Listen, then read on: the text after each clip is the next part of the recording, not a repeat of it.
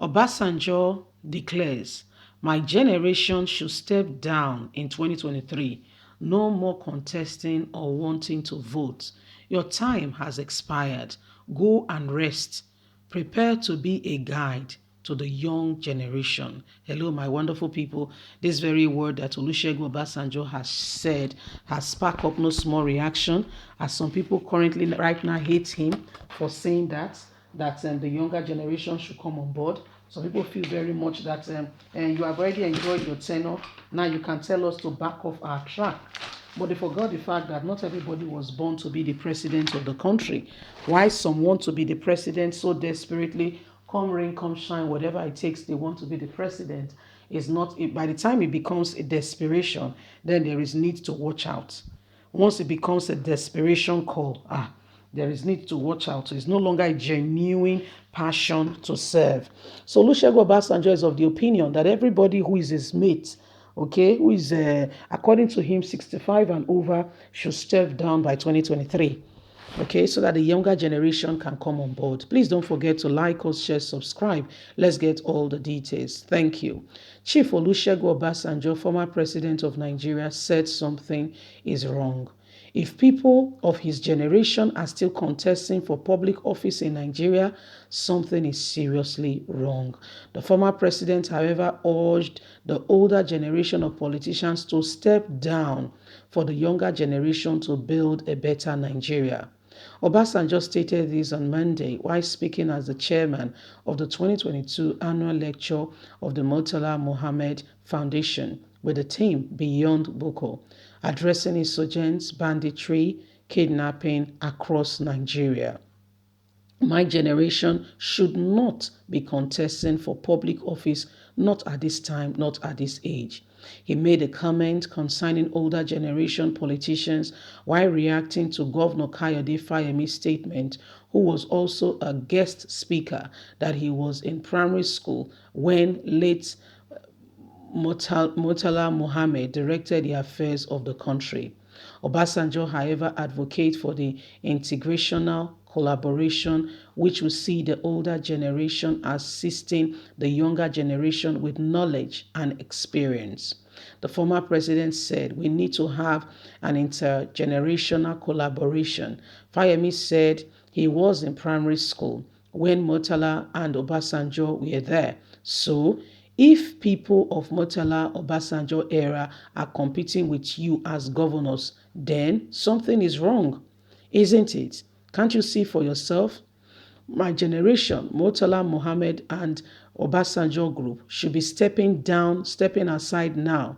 Whatever experience and knowledge we have, we should have been able to give it to you, and you should be able to give it to those coming after you, so that whatever you have, you are passing it down to those who are coming behind, and not to start competing with you, but to make you have access to what will make Nigeria better. We all have to work together. On insecurity, Obasanjo said the insecurity of the country was caused by the ease of access to weapons right from Nigerian civil war. And since then, we have been unable to address this issue and keep it clean. It keeps getting worse. In 2011, when Boko was just showing its ugly head, I went to Maiduguri to try and find a little bit about what they want and the objective. Apart from being interested in Sharia, they also complained that their followers have no job and started the effort of getting something legitimate for their members. In the process, the government started chasing them and running them and gunning them down. That was why things escalated. So this is what is happening, and it's true cause of really what is going on. In the north, to a large extent, you don't know the damage being done to people of the north. I can assure you, because you look at it and you just say, is this, that? No, the government has really not done anything particular to savage, to educate, and to bring them up to speed. The northerners you see that have good jobs doing one thing or the other, most of them, they are the elites. Those are the ones who send their children to Harvard, to America, to the UK, to school. Everybody's got a brain. And if given the opportunity to thrive, if given the opportunity to bring their perspective, I believe they will do well. in this our generation, in this our time. But guess what?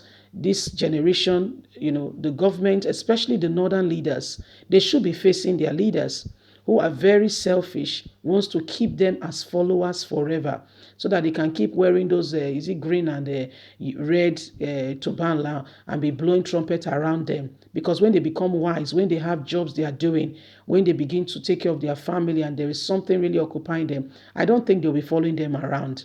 And human beings, they are very selfish. They want to keep them persistently, consistently under them, serving them.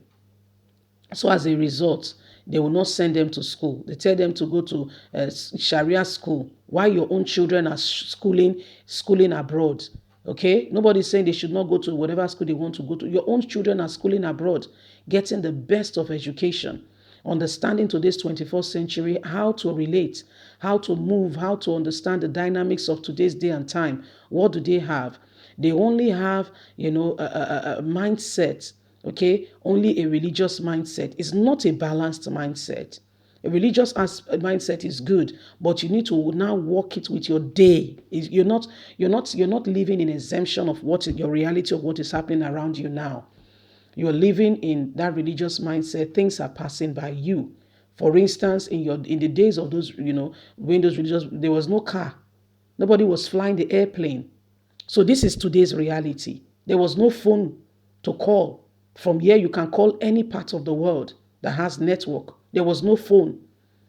The clothes, I don't believe we have sophisticated clothes like we have now. The dress sense may not be your style, but I mean, it's quite different from that day, age, and now. So there's a lot of things have happened. Now, why some people are living in 1442, the world is in 2022. So you see the gap. You see the gap. So they don't understand the decorum of, understanding your terrain, how to deal with people, how to manage people, when to speak, understanding the mood of the other person. How do I come in? How do I support? Do you get what I mean? Those things affect, you don't know. So they get angry easily when they see somebody else doing very well. They feel intimidated, and the intimidation is drawn from the perspective of how they feel like, this other person has so much. And today, like in those days when they spend carries, you are spending real money. The unit of exchange is money. It's not whether you have a goat, I need a rice, and we exchange. It's no longer that. Leave us a comment. God bless you. Have a lovely day. Bye for now.